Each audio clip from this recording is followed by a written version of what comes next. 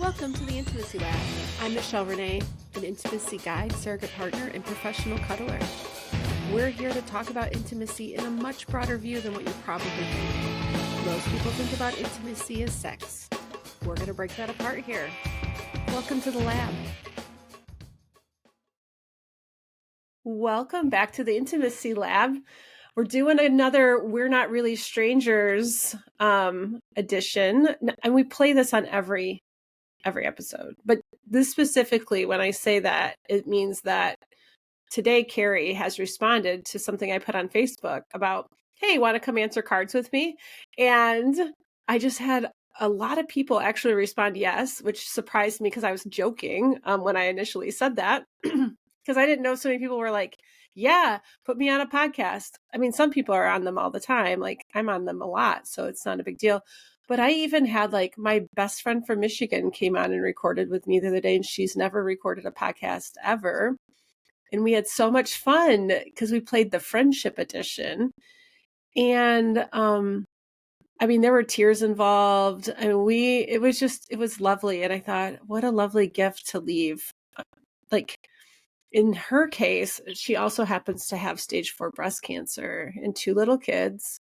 And to think that one day her kids will be able to watch her just be like Laura the person and not just Laura the mom. I lost my mom at, I was like 26, 27.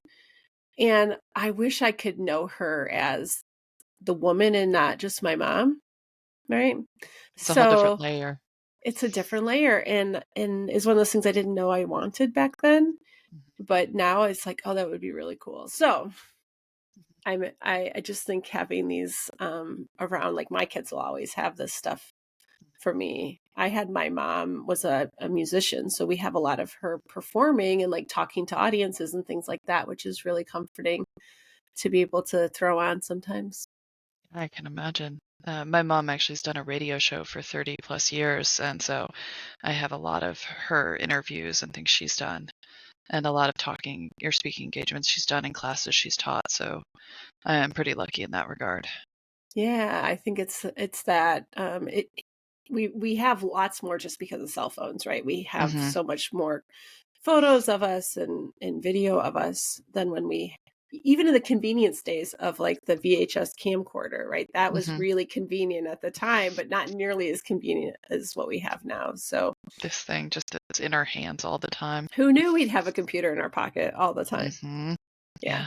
Let alone a calculator, right? That was what we were told, is you're not going to have a calculator on you all the time. I remember that. Yes. Now I can literally probably talk to my watch and have it do my math for me, I'm pretty sure, if I needed it to, right? I've never asked it to. I don't think mine's that smart, but it's close. I feel like if I just did like okay, you know, I wonder if we tried it here. What is blank times blank? Yeah. What is 4 plus 4? Yep, it equals 8. It says on my screen. Well, at least it's consistent. It didn't talk to me, but at least it could answer the question. It shows up for you. Yeah. Anyways, so people at home, I'm talking to Carrie today. I met Carrie at the ASEC conference, the American Association for Sex Educators, Counselors, and Therapists. It's a mouthful. It's a mouthful. But we met in San Francisco, and it was cool to have you be a yes to play in some cards with me. So answering some questions with me. Do you want to give everybody like a little intro as to like who you are, what you do, where you're at, like what your specialty is? Because I do not know you that well. So yeah, absolutely. Thank you for having me on. This seemed like a really fun opportunity to kind of dip my toes into podcasting because it's something I want to do a little bit more of myself. My name is Carrie Ancel. I'm a counselor and sex therapist. They are two different things in the state of Washington. So I'm a mental health counselor and I'm a sex therapist out of Seattle, Washington. Technically, I'm a little south of Seattle in a place called Tukwila, but if you're not from the area, you don't really know what I'm talking about. I work primarily with the intersection of non-monogamy, kink, neurodiversity, disability, and how all those come into play for different people, how they show up in their relationships. So I work with individuals and relationships. And I also have a non-monogamy education program where we teach classes to people on how to kind of get into non-monogamy in the first place, how to do all of that internal work. So if you do choose to go to a therapist, you really have a lot of the basics down, and so you can work on the more juicy things. It's called Non-Monogamy Academy, and we offer online classes. We also do speaking engagements and things like that. So non-monogamy is kind of my wheelhouse. Go figure. People should actually prepare before they jump into that world. Right? I know, like education and reading and deconstructing your mononormative scripts and really looking at where you get your messages about relationships and how you think about relationships and time and all of so many layers of things. Speaking of layers, Yeah. I've wandered in and out of the non-monogamy world for a lot of years. And with my husband, there was a point where I said to him, like, what have you done to educate yourself? Like, hmm you are a bull in the china shop, and it is not fair to anybody who is coming across you because you are experimenting your way through this, and it is leaving a trail of victims. and broken china.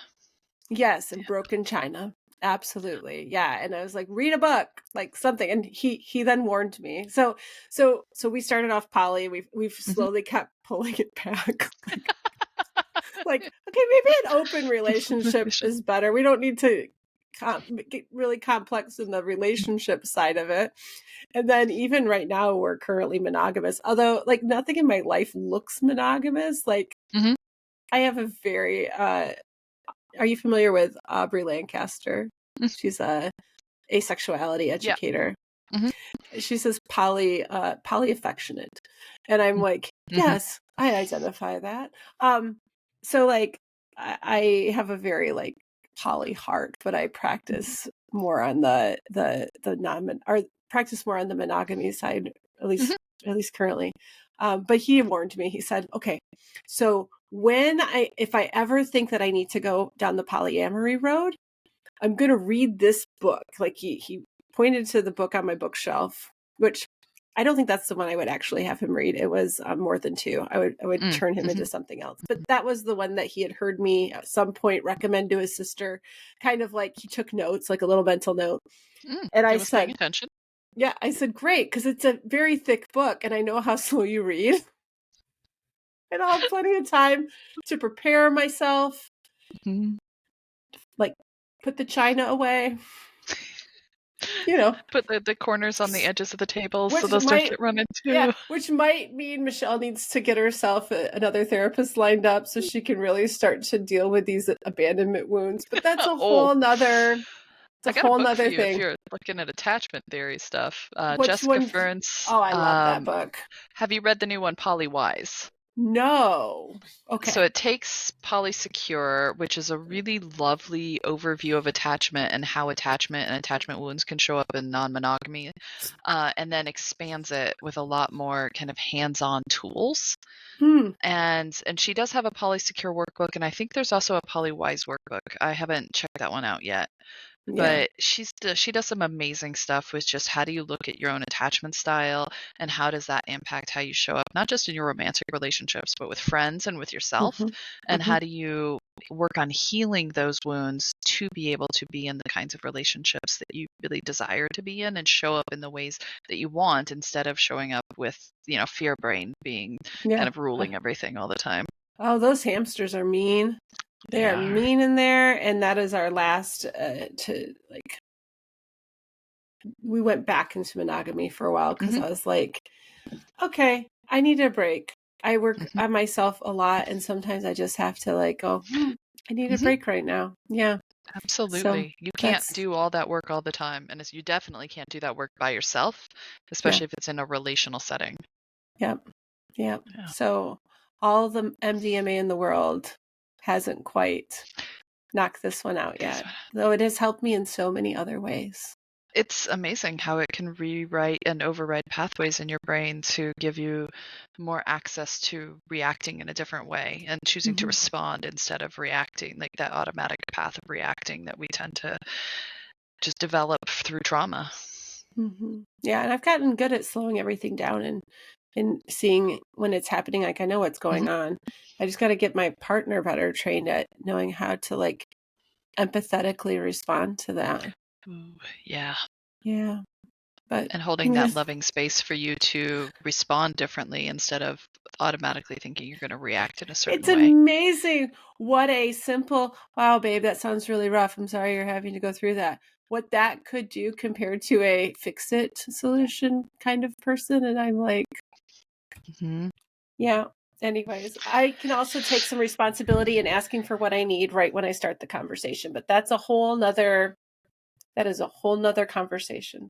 We are here to talk about we're Dude, not really strangers. See, you're learning so we're, much about me already. we're already less strangers. We're already less strangers. We're going to be so less strangers by the time Mhm. this is done. I just know it. Oh, do we follow each other on Instagram? I think This I is a do. question. I don't know I you well think enough on Instagram probably to be able to answer this question. I have a personal account and a professional account. I think I follow you from my personal account. I don't really post much to either. So there is a little bit of a, I try to keep them Let's a little skip bit this separate. question. Yeah. Yeah, let's skip this question. The question was, what does my Instagram tell you about me? Mm, But I just wouldn't. I don't have I don't have enough to yep. answer that. I appreciate that you're Oh, curating the questions to be good I ones. am. They're not always appropriate for the situation. Mm-hmm. Oh, I already did that one in a different call. Oh, this is a good one. And we'll answer this for each other. Okay. Do you think I intimidate others? Why or why not? Ooh. And I can go first if you would like me to answer this about you. No, I'm okay going first. Um, Okay. having interacted with you from in a professional setting initially and then meeting you and chatting with you a little bit, I could see people very easily intimidated by you. You are very self-assured, and you come across as very self-assured and very aware of your own wants, needs, and desires, and able to advocate for them and uh, like elucidate on the topics that you are interested in. You're very well spoken around, especially around things you're passionate about, and that often comes across as intimidating to people who aren't who are struggling with self-assuredness or get intimidated by strong women or femme people, and you have a very strong presence, and that is for a lot of people a very lovely and safe feeling. But for people who are looking to be intimidated, which I think there are a number of people in the world who unintentionally do that, I think that could easily fall into that category of like, oh no, there's danger, cannot approach. Yeah, I think when I uh, was in the dating world, I felt that a mm, lot.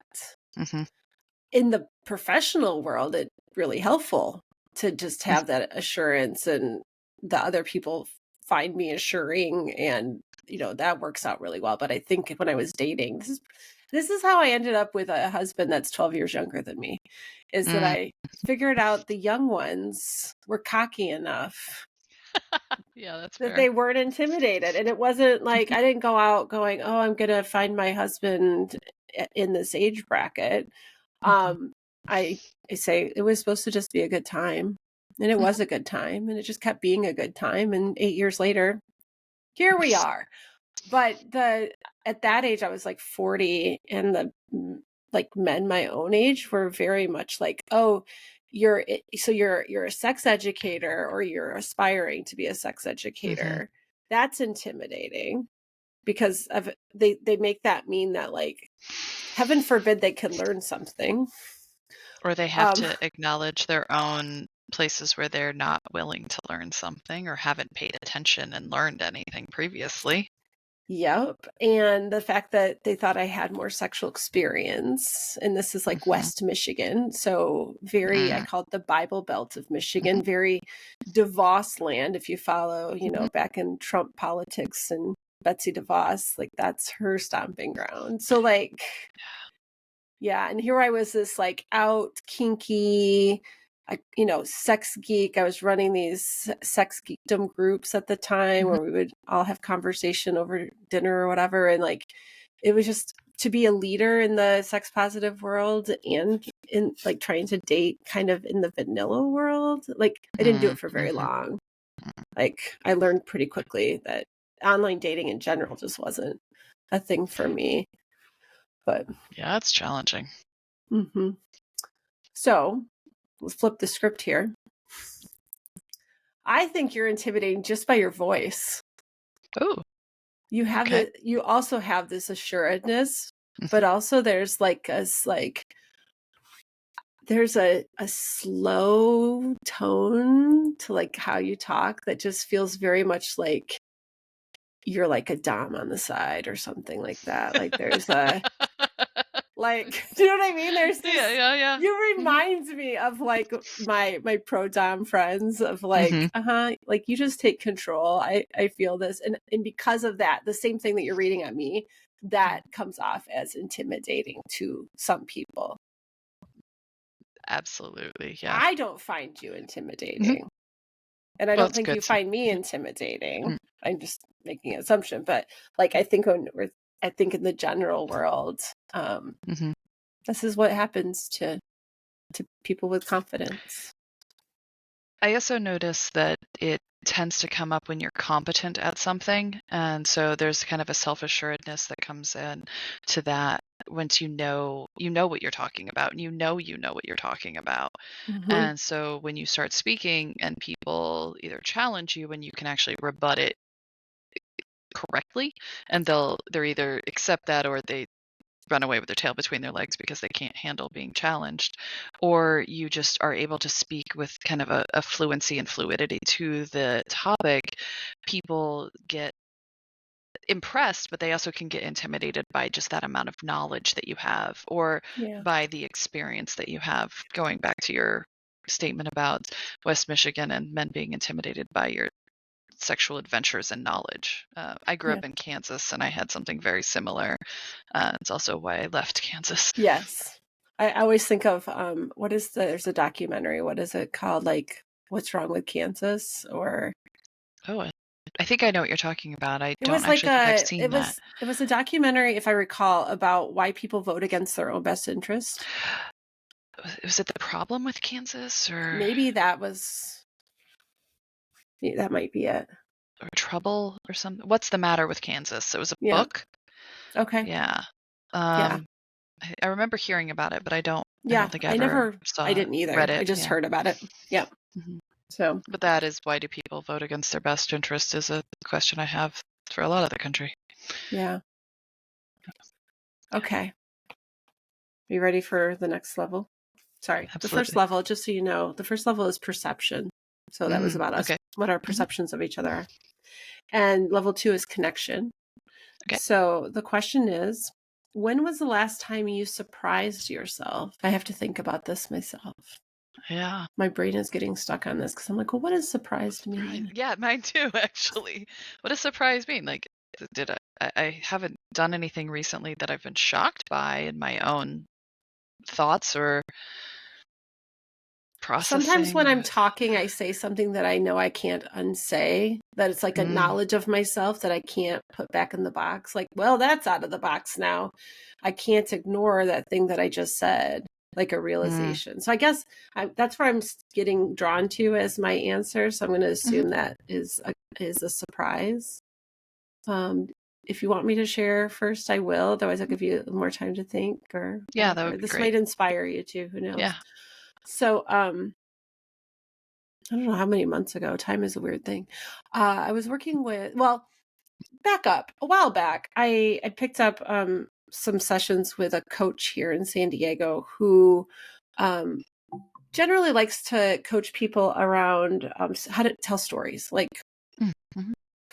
I don't know if it was like for stage or what. I met him at an event one time, and I decided I wanted to work on like telling my own story, like on my website. Just like my story is, I think, important. people that work with me that do really well with me tend to really be on a similar path that I've already kind of trudged through. So it's like, oh yeah, I relate to this part of Michelle's story. So I was working with him on that. And we had a great time with that. We ended up working more so on creating my why statement, like, why do I do this work? But then fast forward, he's working on his life coach certification. And he needs to have so many hours of recorded sessions, and it was like, who wants to have some free time with me? And I was like, I love time with you. I've worked through so much crap talking to you. And we had to come in with like what was my issue going to be that we were going to spend this, I don't know, 45 minutes or whatever on.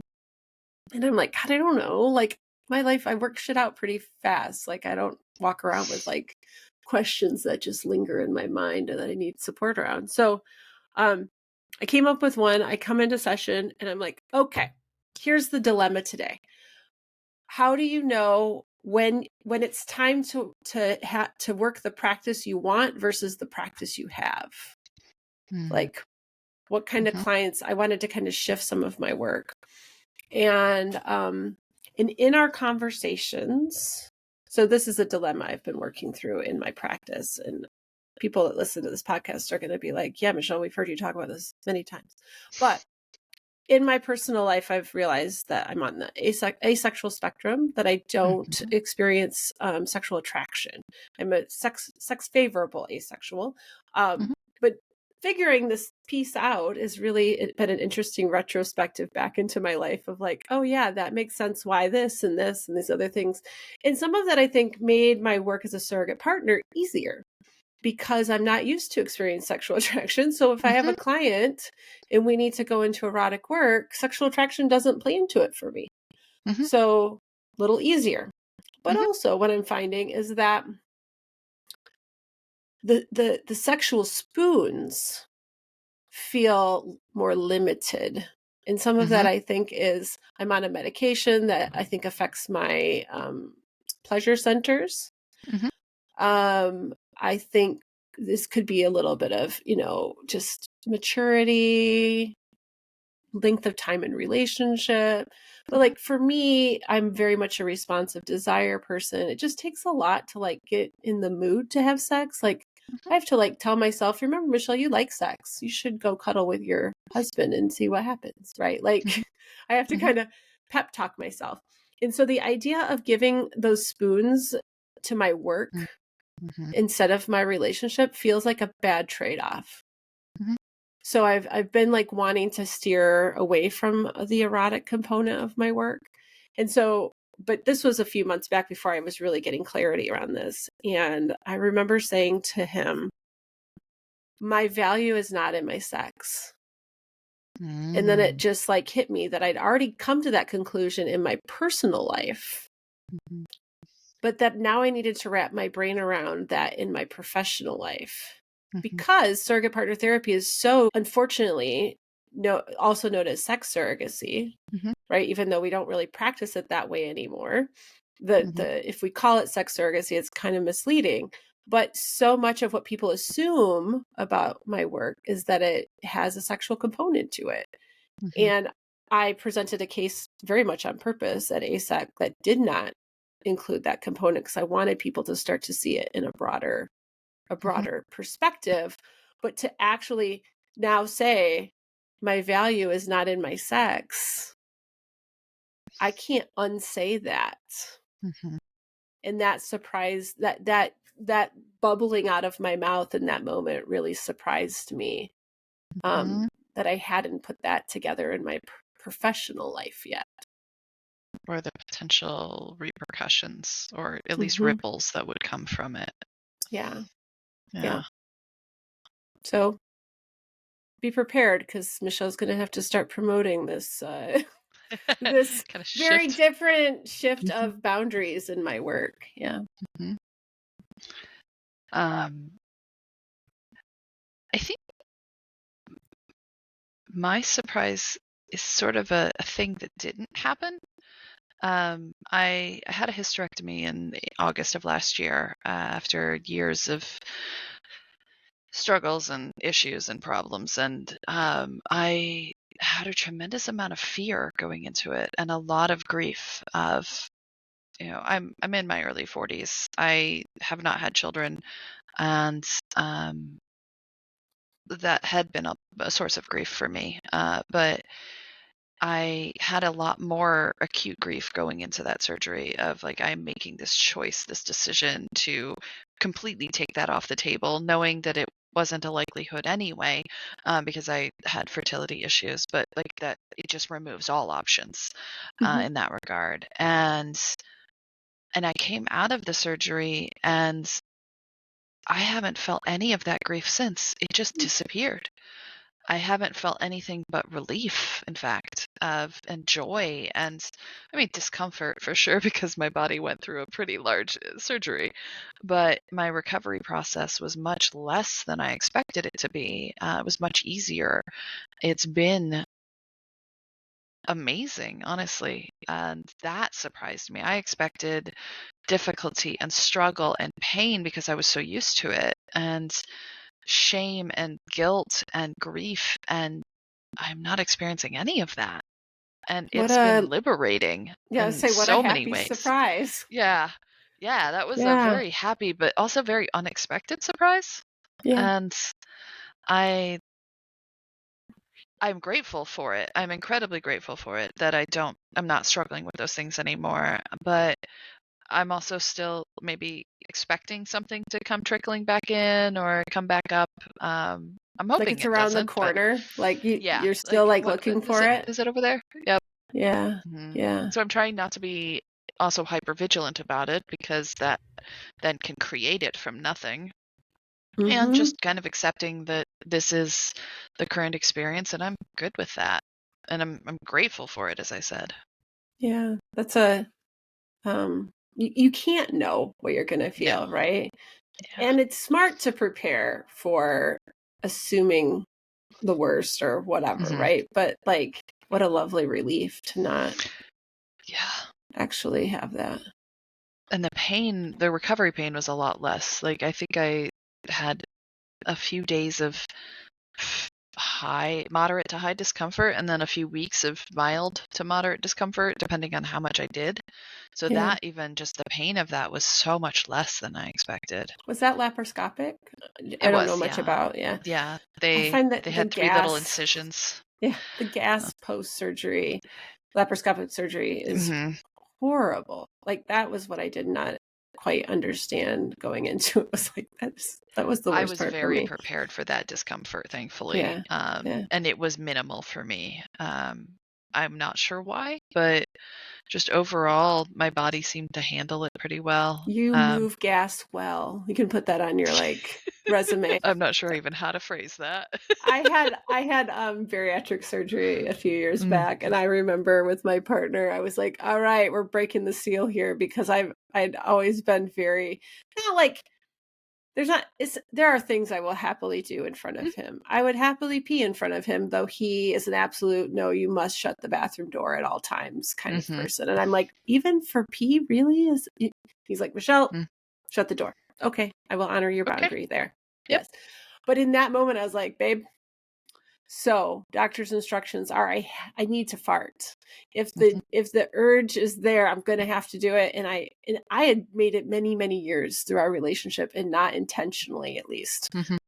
farting in front of him. It's I gone will now. say Gas-X and laxatives are your friend when it comes to anything that where you go under for anesthesia, because that can mess with your guts really badly. And I was very rigorous in my taking of meds for that. I 'Cause, lots of yeah. heating pads because that Yes. really helped move. Oh, I, Yeah, I heating have. vest. I have one of the Oh, vests. I'm wearing one right now because I have Oh, chronic pain. Thankfully, it looks like a shawl. But yeah. I got a microwavable heat pack with millet in it, and Mm. that was on my belly constantly. It was one of the most soothing things. I had a friend who recently had a hysterectomy, and I sent her a gift package of things that I found useful for me, and I sent her actually my heating pad. And a few days after I sent it, I'm like, that was a poor decision. So I just went and got myself another one. Like, nope, you can have it. You can keep it. I'm not going to regret that choice because I want to support you. And also, I need mine. Yeah, I haven't pulled mine out, but it's been so cold in San Diego lately. I kind of feel like I want to just wear it Bundle. around, like on the couch and stuff. Mm-hmm. Yeah, that was one that I learned about. Did you meet Phoenix Mandel when you were at Yes. ASEC? Okay, We've yeah, become Phoenix. friends. Okay, yeah, Phoenix turned me on to the heating vest thing. That was great. I have a metamor who works as a zookeeper, and she gets very, very cold. And so for Christmas last year, I gave her a heated vest and heated hand warmers to help keep her so she is not a popsicle Oh, because it's she's so outside so nice. much of the time. And Yeah. yeah, the only hazard is remembering to charge it because those things have a battery that runs out fairly quickly. Yeah, I was introduced to the like regular outdoor vest. My heating vest, like the heating pad vest, is not sexy, and I would not wear it anywhere, and it's not attractive at all. But the regular vests that heat up, boy, that's a really lovely gift. Yeah, I'm very excited about it for her. Yeah, yeah. Did a lot of I did a lot of bonfires during COVID to get together with friends, and one of my friends got one of those for Christmas, and I was like, oh, I went to covet that vest. They make everything easier. Yeah. Well, during the winter at least. Yeah, During the yeah. summer, I imagine it would be much more difficult. I just pulled a card, but nope, it's the card I did this morning. Let's try again. I don't even know how to answer that. Curation is so important. It is. So if there's something to know about this card deck, is I do not like their wild cards. We talked about using the other deck as well. Do you want to pivot to that? Oh, let's do that. Okay. If you're ready, I think that Sure. one sounds more fun. Since I I was feel having such a sufficiently warmed struggle. up. Okay. Yeah. Normally I love the third level, but I was just having a hard time. What is the third level? It is reflection. Reflection's good. I do enjoy I reflection. think I used mainly level 3 cards. I might be forgetting. I feel like it was level 3 cards that I used for my wedding reception. I put these cards at all the tables. That's a great conversation starter. Many people cried at my wedding. Because of the I cards? was thrilled. Yes. Yeah, that's a lot of authenticity that they're offering you. Yeah, and I have like some of it's to say that the people that I surround myself with are really like lovely and willing to jump into this kind of conversation. Like it's not something that they shy away from. And in fact, they were oversharing. It was like the card would say, "Is there a feeling that you miss feeling?" And they would read it as, "What feeling do you miss feeling?" And they would expound on that, and then everybody ended up in tears. So yeah. It's okay. Sometimes you go a little too deep when you don't mean to. Conversationally, I joke that it would have been just so me to have like a therapist at the wedding set up to like help people process. Yeah. I wanted it to be me. That was my part of the whole, like I didn't do any planning for my wedding. It was all my husband and a wedding planner. And it was like the one space I thought I could put my kind of stamp on. And so, here's a good one. What are you most attracted to that isn't physical? Isn't physical. Oh, that one's actually really easy. Sense of humor. I, especially when it comes to wordplay, puns, dad jokes, that just makes my brain go burr. And because I love witty banter with people, that really makes my brain fire. And I've had people who physically I'm not particularly attracted to them, but we start bantering and it really heats up. And I've ended up in relationships with those people, and that desire, that attraction has developed, and I found it to be stronger than just initial physical attraction. So yeah, definitely sense of humor. Well, we know I don't have sexual attraction. Yes. I mean, there's aesthetic attraction as well. Oh, yeah. I was just about to go into all the different kinds of attraction there are. So when they say like physical, what are you most attracted to that isn't physical? I guess that's very like what is, okay. I was reading that as like physical attractiveness, but Mhm. they're saying what is, because there's aesthetic attractions and intellectual attraction. I have a Attractions. high level of like sensual attraction, like where I Mm. look at someone, I go, oh, what would it be like to be close to you and in your arms and cuddling? And you like, that's where my Mhm. brain goes to. Mhm. I'm clearly in the right business. Mhm. So I'm going to give a very specific example, and I hope that Brandon listens to this episode at some point. Brandon Hunter Hayden, who Mhm. co-presented with me and Brian at ASEC. So Mhm. frame of reference for you, Carrie. I met Brandon, oh gosh, a long time ago. He was who I would consider the stalker guy on my Instagram because he would like all my stuff, but I didn't know who he was. Mhm. And then one day he reached out and was like, hey, could I pay you for your time? I would like to learn more about your work as a surrogate partner. And I was like, you want to pay me to talk to you and you're offering up money? That's amazing. I love Mhm. this. I feel so respected. And so we got on a call, and come to find out, he's not a weirdo. Like, he was a clinician in Chicago who was thinking about getting into surrogate partner therapy work. And I was like, oh, you're just a normal person and not some stalker. This is fantastic. Well, we bring him into the fold. He participates in all the groups and stuff that we do around surrogate partner therapy. And one day we get in a really big conversation or something around sex work. And I listened to this man just wax poetically about, this topics around social justice and sex work and decrim and all this stuff. And I just instantly went like this. All of a sudden I had such a crush on him. Like, it Mhm. just flipped hardcore. And I was like, I'm never going to look at him the same again. Like,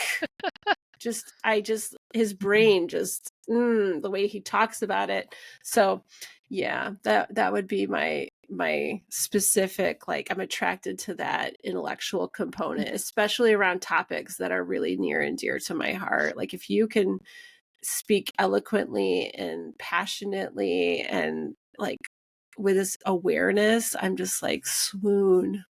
Mhm. So swoon worthy. So Brandon Hunter Hayden, you are my swoon worthy person of the day. Brandon and I have also gotten to be friends, and yeah, he's got good brain.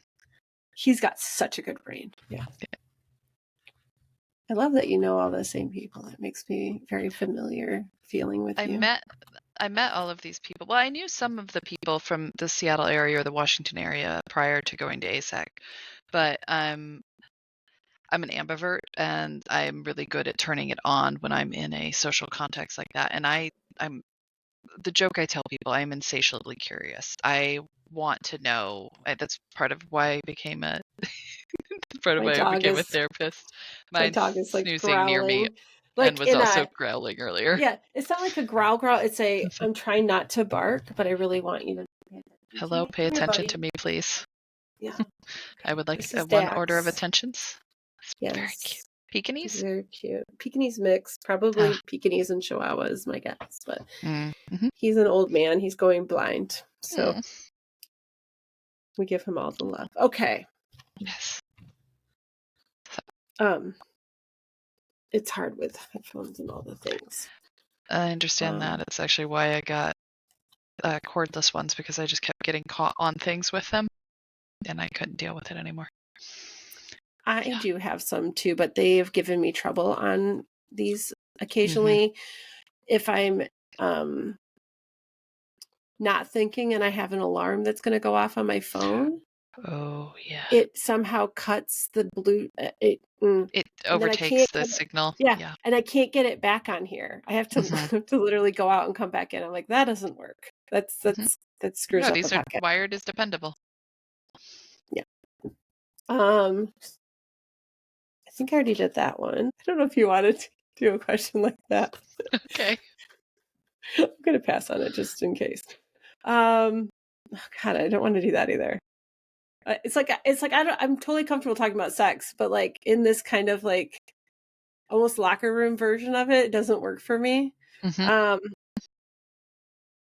This kind of plays off the last one. The best way to get me into bed is Make me laugh. Yep. Not at you, though, because that I don't like self-deprecating humor. That's actually Yeah. a huge turnoff. A little bit of mild, like, haha, this is why I did. I screwed something up, and here's what I learned from it, and that kind of humor is okay. But so, like, I'm the worst, or this is Hmm. why I'm not worthy of your time, or things like that. That doesn't resonate with me. But making me actually laugh, or making my brain light up from humor and puns back and forth, as I was saying, that is a huge attraction thing for me. Do you know Yoni Elkin? Yes, I met him at Okay. Asex. Puns are his game, so Okay, just be forewarned. good Um, to know. yes. Um, for me, it'd be like, it's a multi-step plan, but first, like, be my friend. Mhm, Like, I have to actually really like you as a person mhm. and like consider you a friend. And then it's like, get me curious to what your touch would feel like. Ooh, mhm, Right? Like, um, Brian Gibney and I tell a story about the first time I met him. It was to help me. I had my first surrogate partner client, and I was like, I don't know what to do. I'm so panicked. I don't have a lot of great things to say about the training that I had. Anyways, so he was 3 hours away from me, and I drove down to visit him so he could take me through Sensate Focus from a mm, place of like, I wanted to know what the baseline should feel like, mhm, because I'd only ever done like some video instruction around it. And I was like, but mhm, how do I know what feels like? I want to know what it could feel like, right? mhm. At the best case scenario. Brian Gibney's touch is just so freaking delightful. Like I joke that him touching my hand is like we had sex. Cool. And I was like, I couldn't help but be curious. We have a vow that we're never going there, but Mhm. I regularly say like, hey, do you want to have sex in the coffee shop? Do you just want to like hold my hand and Have like hands. touch it? I love that. Yeah, Because it's so that's good. intimate with him. He's such like, you get good with touch, like touching someone's hand. And I imagine they would just let you into all sorts of places, because that's where my brain goes. Is like, Mhm. ooh, you're good It's at this. I think there's also a level of comfort and safety that comes across when somebody is very intentional about their touch in a non-predatory way. Hmm. Where it's touch for comfort and connection, but it has so many more messages under that of like, you can trust me, I am here, I am present, I am with you in this. And that just creates a level of intimacy, as you were saying, that it's akin to having sex, not exactly the same thing, obviously, but like you kind of feel that, like, oh wow, oh wow, Hmm. just from touching hands. Hmm. So Yeah, and I say we, but I know for myself, you can also feel that energy of when somebody is touching you and it's from that place, that it Mhm. feels very different than someone who's touching you trying to get you to something. Or for their own pleasure. Yeah.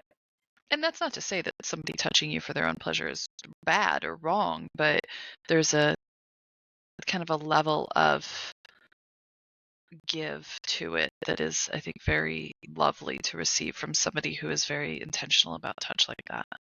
Yeah. On the other side of that, Brian's touch was probably from the take space of the Wheel of Consent, or in Mhm. Sensate Focus, touching for his own pleasure. Pleasure. And I think that is really incredibly hot too. But Mhm. it's because it's all conscious, right? Mhm. We know exactly what's happening, and that's it's not a mystery.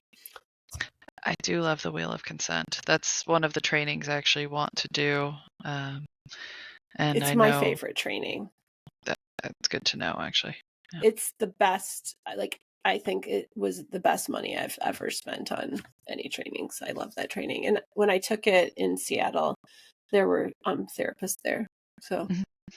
One of my yeah, supervisors took it when it was offered last September here, cool. and yeah, it was.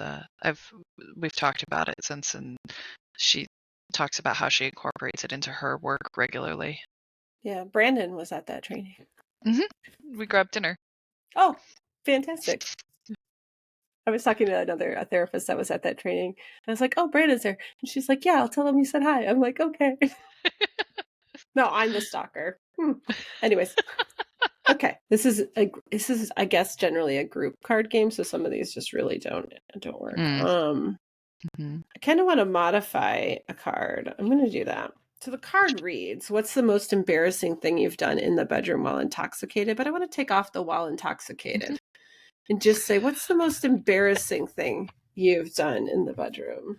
If you could pass. So this is like, oh no, I've got one. Oh, okay, this is great. good. When I was a teenager, late teens, early 20s, actually, I think. I can't remember exactly how old I was. My childhood bedroom, though, I was visiting my mom, and I had heard all of these amazing things about satin sheets. Satin sheets were wonderful, so they were great.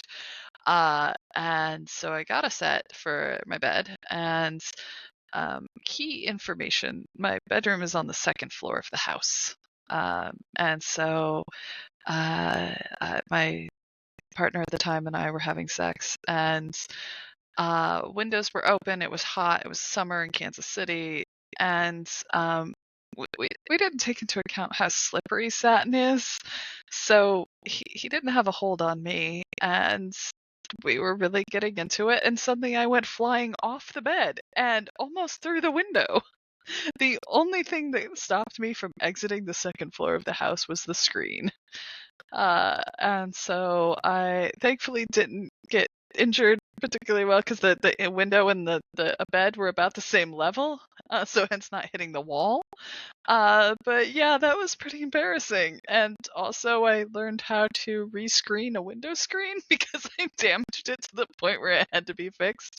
So I know how to use a splining tool and spline now, and I fixed many windows since, and I don't use satin sheets anymore either. I don't think I've ever used satin sheets. Do not recommend. Okay. For your hair, satin pillowcases can be great No, for your hair. I've considered them Yeah. for my hair. Yeah. Don't put them on the bed itself. Okay, I like to have a little traction. I don't think I need satin sheets. Yeah, it's necessary. Okay, so yeah, I can imagine that was a little embarrassing. Mine is so embarrassing. I swore at the time we were never going to talk about it, but I've talked about it many times since then. So I've clearly like gotten over it. Different partner. He was really, really like gung-ho for anal sex. And I was like, yeah, I don't mind anal sex. But with this relationship, we just hadn't gone there yet. And I don't think he'd ever had anal sex before. He was another one of these young pups I picked up at one point. And, you know, I love giving first experiences. So I was like, oh, of course I want to be your first. But it was one of those days where I said, yeah, I don't think today's the day to do this. Like, that's one of those things that you got to learn your body. And you're like, yep, today is not an anal sex day. I can just tell this is not going to go well. But he was very excited and very like persistent. And I said, if we do this and it does not go well, and by well, I mean, if we make a mess, we are never talking about this ever, ever, ever. He agreed. We proceeded. I was right. Should have not done it. It was a mess. And I'm talking about it today. So there you go. Don't play in that area if you're afraid to get messy, but also trust yourself when you say today is not a good day. And trust, like, listen to the other person and not your own desire. Because, yeah, that sounds like somebody who was not used to respecting other people's boundaries. In retrospect, I also wasn't very good at enforcing them, right? This was before I got into cuddling. Oh, you Like, learned a this was lot about way boundaries back in the then. day. Yeah. I learned a lot about boundaries through that work. So yeah, it was not Michelle 1.0, but it was definitely deep into Michelle 2.0, and I'm probably got to be at 5 or something at this point, right? So like it was pre-work, and so there's a whole nother layer of like, oh yeah, nowadays I wouldn't have given into that. Like my whole thing now is really about trusting my gut and following that, and be damned anyone else. And trying not to self-abandon, Mm-hmm. and which is part of my moving my boundaries and my work, is to say, like, yeah, maybe I should keep that part of my that part of my life, since it's so difficult to come by the desire aspect, but also because I have a history of coercion around Mm-hmm. sex, it becomes very difficult to make those decisions on going into that part of the work with a client or not, because that question of, like, do I want this? Mm-hmm. Or we say compassionate willingness a lot in that work. But Mm-hmm. where is the line between those things and doing it because you're supposed to, Mm-hmm. right? And so I'm not very good at differentiating that, just because of my history. So getting me out of that space is probably for the best for me. That makes so much sense. Yeah. Yeah. And just And so knowing the much of, places where it it can get murky. yeah. And I don't want to be burned out, and I want to Mm-hmm. take good care of myself.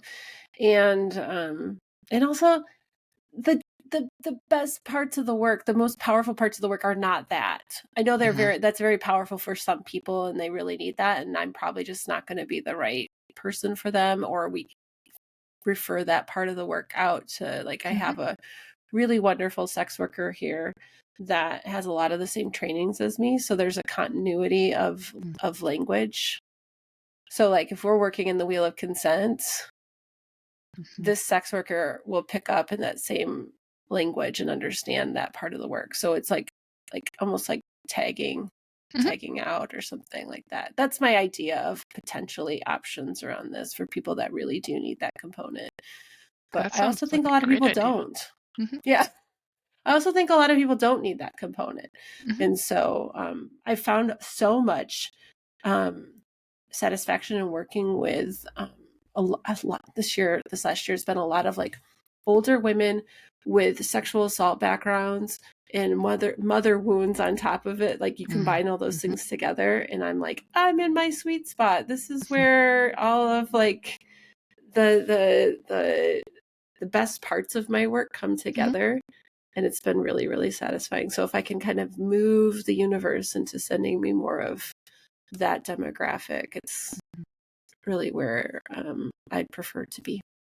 So No, there's not enough people doing that kind of work either, especially taking into account the impact of perimenopause or menopause. I've been reading a book that a friend recommended called "What Fresh Hell Is I This?" read that one recently. Yeah, and Yeah. there's just so little research around those topics and the impact on sexuality, but also just the impact on your mental health.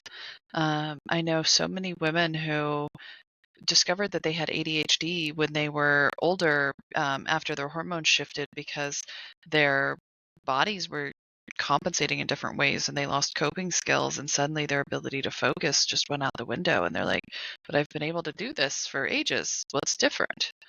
And their bodies are different. I And feel that. I don't yeah, have a diagnosis, but I bet you I could probably get one. So, it's one of those things amazing where how many if I people run do. out of Yeah. those coping Hmm. mechanisms, maybe I'll have to. But yeah, Yeah. I really, that was one of those times in life where I'm like, okay, where are who which part, like, one of the sex geeks, some of the sex geeks have had to Hmm. have, like, jumped into the menopause world by this point, right? And the author of that book has a Facebook group. I don't know if you know about that, but Mm-mm, I I didn't. can get you in if you'd like. Sure, that'd be great. But Yeah. yeah, it's not super active, but if you ever needed a place to pop a question or Hmm. something, like, I know I'm having hot flashes once in a while at this Hmm. point. You got put through the medical, like, fast track version of having to I deal with some of this. Yes and no. I do still have my ovaries, so Oh, okay. I'm not going through menopause yet, but it is likely that I would go through early menopause because of Gotcha. the surgery. Yeah. So I'm just preparing and gathering info and monitoring my own hormone levels. Yeah, it was a really great book. And I'm like, okay, I will be coming back to this as more things pop onto my radar kind of thing. Like it's going to become, I have it on Audible, but I'll probably should just buy the actual book so I can start to like flip through. What make page was it notes on? and yeah, exactly. Because right now it's like some hot flashes. I'm on I have an IUD, the Mirena, so I don't have regular periods, but once in a while I get just some spotting, and so I'm starting to keep track of the spotting because I'm like, when you're on stuff like that, how do you keep track of what your cycle is doing? Because it's It's not very regular. difficult. Yeah. Yeah. So yay, today was like day 63 and I started spotting today, so it's like why? Okay. I don't Yeah. know. Um, it's a strange world. And with my mom being gone, I think she was definitely I'm 48. My mom was diagnosed with cancer at 48, and I know she was already on hormone replacement. So I know she started before I did. But I don't have that person to go back and like ask questions to and that Or kind her of medical stuff. records to go back and look at because they're so hard Yeah. to access. Yeah. Yeah, the ability to have those conversations is a gift. Absolutely. Yeah. And I was too young to know what I would have liked to have sat down and like made notes about, right? Yeah, how could you at that age?